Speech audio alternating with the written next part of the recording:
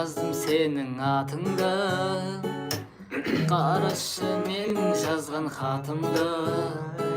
Жанымда жүр жаным сенің жақсы адам, ей, сөзіме жауап бар ма?